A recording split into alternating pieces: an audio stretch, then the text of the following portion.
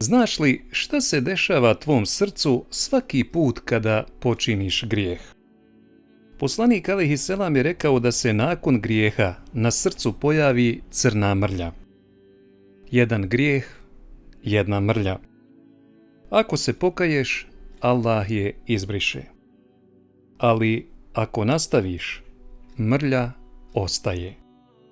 Pa dođe drugi grijeh, pa treći, pa četvrti i polako, bez da ti to primijetiš, srce počinje gubiti svjetlo. Tačka po tačka, mrlja po mrlja. Više te Kur'an ne dotiče kao nekad.